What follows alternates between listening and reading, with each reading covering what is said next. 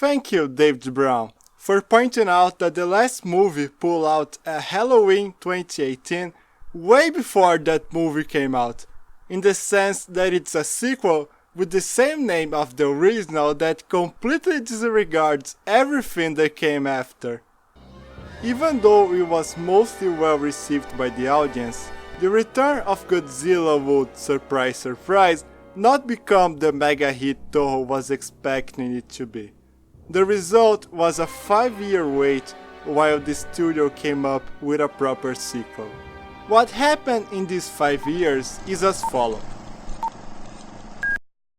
Not only Toho was not very happy with the results of the last flick, but Tomoyuki Tanaka would grow apprehensive of greenlighting a follow-up after hearing about the complete failure of King Kong Lives, a giant monster movie you've probably never even heard of despite the protagonist. Trying to rectify the last installment's mistakes, Tanaka would then propose a contest in which fans could submit their own scripts for a Godzilla sequel. Since the idea of returning to the franchise's dark roots hadn't exactly worked out, the only guideline regarding the stories is that they had to include Godzilla fighting another monster. Out of 5 finalists, the one chosen was the script by Shinichiro Kobayashi, a dentist. That can't be right. No, that's correct. A dentist. You'll be a dentist. You have a talent for causing things. Son, be a dentist. People will pay you to be inhumane. His story was considered particularly interesting due to its inclusion of themes like bioengineering. You know, because that's the new nuclear power, I think. Truth be told though, his original script would be heavily altered once it was handed to Kazuki Omori, the director of the film, who then spent the next 3 years rewriting Kobayashi's work. In a little fun aside, it's worth mentioning that Tanaka and Omori didn't like each other very much. The director blamed the producer for running the Godzilla franchise to the ground in the previous decade, and was very vocal about it. Nevertheless, they had a mostly cordial relationship through the movie's production, and it is important to notice that Omori had the privilege of being given a lot of creative freedom when working with this film, something that we should keep in mind when talking about the next entry in this series. So, that was the 5-year road Godzilla vs. Biollante took to get into theaters. 5 years have also gone by in the movie, with Mount Mihara under close surveillance in case Godzilla ever reappears. As volcanic activity around the place starts to increase, everyone fears this day may come sooner rather than later. And to make matters worse, Japan's most gifted psychics have all been having the same dream. 1週間前と昨日だんだんはっきりした形になってきてます。みんなもうかけた？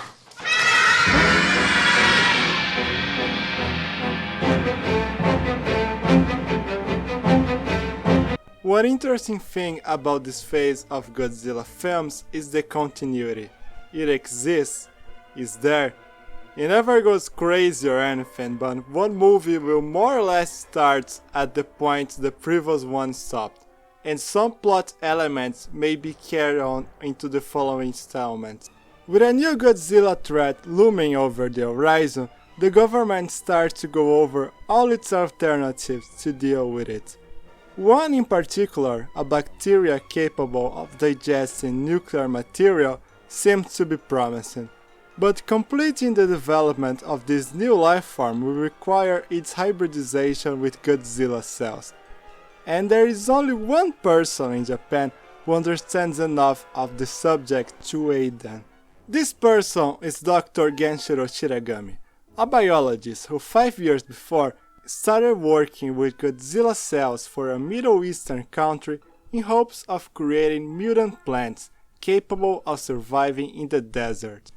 But this all ended after a terrorist attack destroyed his lab and killed his daughter Erika. Now he lives secluded, mostly working alongside psychics in hopes of finding a way of communicating with plants. でもまたどうして急にバラの声が聞きたいなんて思われたんです、白神先生。おまけにこんなところで5年も一人で暮らしていると、ふとそんなバカなことを思うようになって。Bullshit! He has been splicing the Rose genes with Erika's, and thinks she's still alive through them. わざわざどうも。今なんか聞こえませんでした？誰か女の人がアスカ先生を呼んだような。And maybe he's right. Given his past experiences with Godzilla cells, Shirogami thinks it's better just to stay away from the projects and refuse their plea to help them. This all changes when a tremor coming from Mount Mihara hits his lab, damaging the Rose's habitat. Desperate to save them, he agrees to work with the monster's genetic material, as long as they give him 1 week alone with it.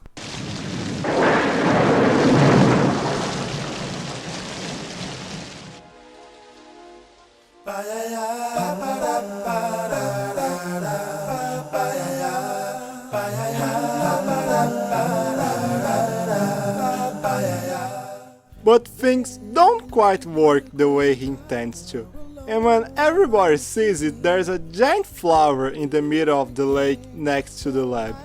あれはただの植物ではない。ビオランテだ。ビオランテ? Fun fact, the dentist got the name of the monster by getting the French word for violin, violon, and adding the character T, since there were no monsters that used such a character in their names. Add to this the Japanese pronunciation of the words and you get ビオランテだ。ビオランテ? So it's just a coincidence the fact that we have the prefix bio in the monster's name. Crazy, right? Also, the monster totally has the spirit of Erika inside of it, so there's that. 我が輩はこの時を待っていたぞ。我がしもべどもよ。なんだ、ニュースが入ったみたいだ。ニュースを聞け。先ほど午後2時、大島三原山が突然爆発し、ゴジラが姿を現しました。Godzilla begins his rampage of vengeance against the pitiful species that wronged him. By the way, he looks better than the last time we saw him. Less dorkish, I guess. 5 years in the lava made him good. He starts making his way to the coast. Of course that the Coast Guard... Coast Guard... The Japanese army deploys the successor to the Super X. The Super X! Joe. This absolute beast now has frontal mirrors capable of reflecting Godzilla's blasts back at him for a limited time, before melting because of the intense heat of the same blast he was supposed to reflect. ミラー部分は TA32 ほど耐熱性が強くありません。That makes no sense. With its main weapon damaged, the Super X becomes a flying paperweight and an easy target for Godzilla, who easily puts it out of action. He then proceeds into Lake Hashi to meet the one who had been calling for him since his awakening.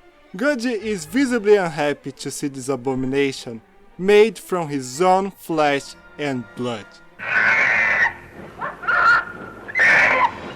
No, not this abomination made from his own flesh and blood.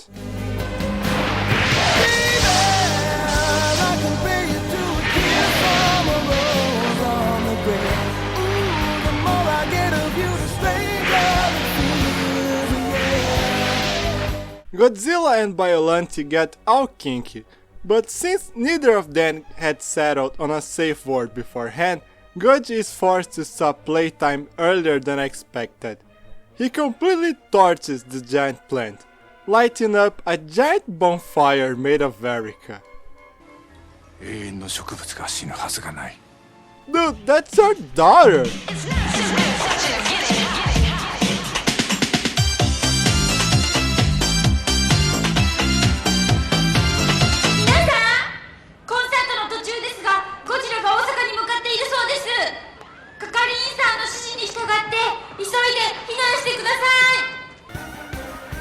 have to try to be funny when the movie is this entertaining.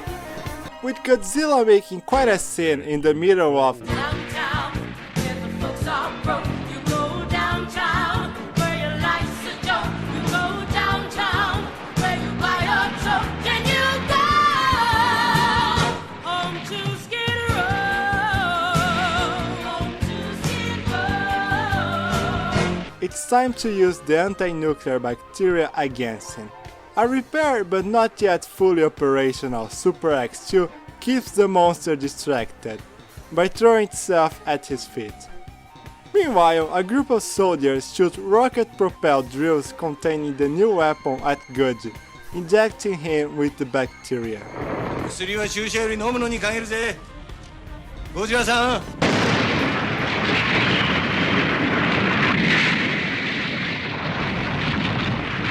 A good time passes after Godzilla leaves Osaka and nothing happens. They come to the conclusion that this must be because he, being a reptile and therefore a cold-blooded creature, is too cold of an environment for the bacteria to properly develop and do some damage. First of all, nothing under the sun is too cold for bacteria or any other kind of microorganism to develop. Second, how is it that a living nuclear reactor is too cold? Anyway, to solve this issue, the army sets up a massive field of experimental lightning weapons and mines in Godzilla's path, in an attempt to hit him up. He just stabs at mine after mine and faces all the electricity chest first like he usually does, without any noticeable change of behavior. It's at this very moment that Biollante comes raining from the sky.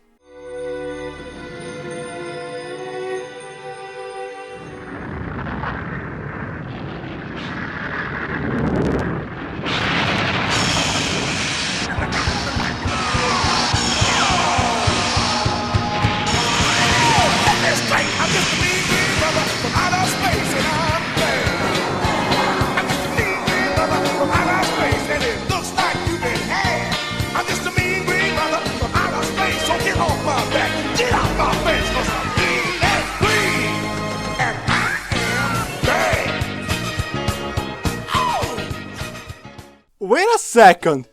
I mean, I was joking until now, but could it be? We are talking about a movie with a loner guy who creates a monstrous giant plant with teeth, all because of his obsession with a woman beyond his reach, not to mention a rocking soundtrack and dentist!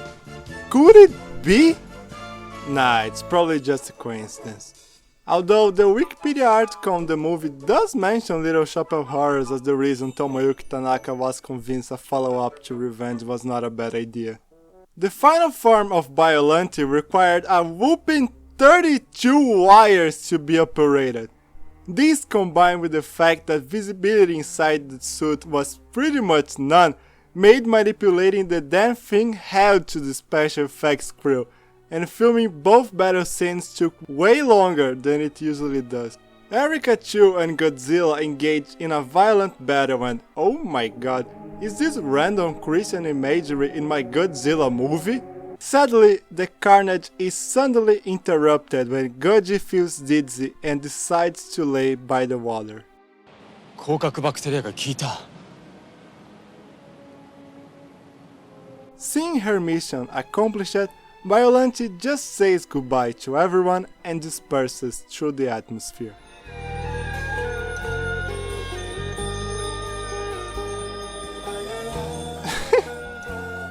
Then Shiragami tells the boss of a major corporation who wants to weaponize the anti-nuclear bacteria to shove it, and everyone just says goodbye to Erika for good.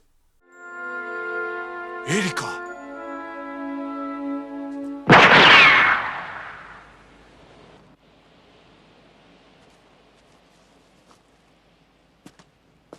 Oh, right. I think it's time for me to mention the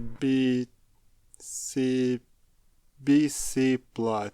From the very beginning of the movie, there were two parties interested in acquiring the bacteria for their own gain.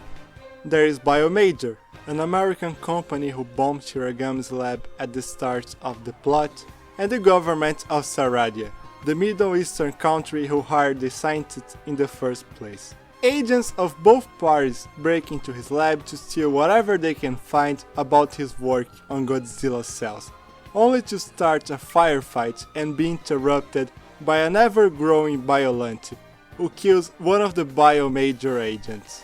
Later, the American who escaped blackmails the Japanese government. He threatens to wake up Godzilla with a series of explosions at Mount Mihara unless he's given the bacteria. Two men, Dr. Kirishima and Colonel Hondo, go to meet him, but everything goes sideways when the Saradian operative appears. He ends up running away with the bioweapon, while the two good guys are left to deal with a damaged timer of the explosives at the volcano. Tracking the bacteria actually turns out to be a piece of cake. It was hidden in the office building of a Saradian oil company, in a normal safe, in the middle of a standard office room.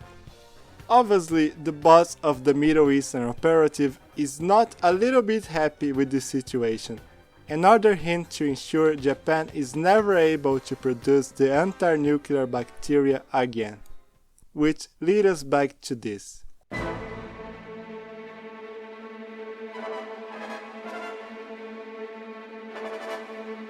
Kirishima engaged in pursuit of the shooter, eventually driving him out of the road and starting a fight for his gun.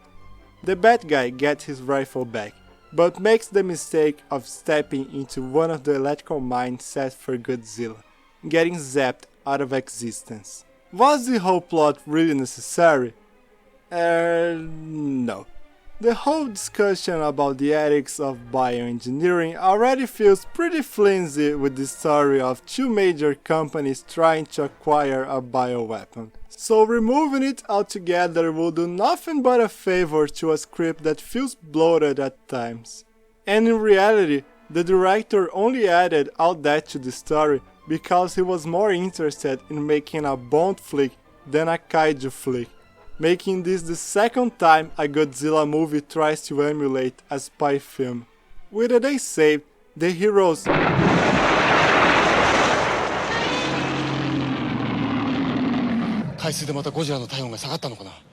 Oh, no way!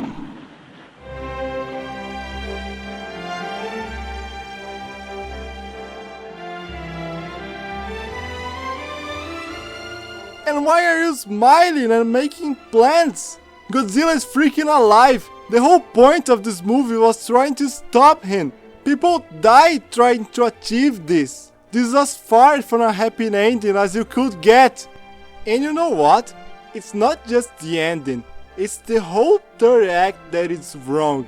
It drags. And then it just kind of ends. Godzilla just gives his back to Biollante and falls face first into the water. Godzilla has a stupid death. Biollante has a stupid death. This guy has a stupid death. Talk about an unsatisfying conclusion. You can see that the ending was one of the few things from the dentist script they didn't alter. I mean, this movie was doing so well, shaping up to be such an improvement over the last one. The suits, the special effects, the action, bits of the story, and considering what they had to go through to make it, just the fact that this film works at all is almost a miracle. Come on guys, we were on the verge of greatness, we were this close! But sadly, it will take yet a third attempt to kick the Heisei era into full gear, as the movie too would fail to live up to Toho's financial expectations. And when I say full gear, I mean more like those nitro boosts from the first Fast and Furious movies, because things are going to get intense, courtesy of none other than the King's arch nemesis himself.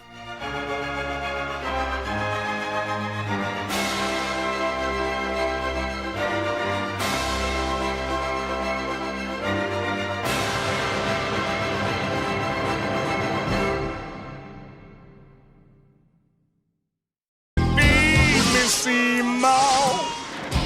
feed me all night long.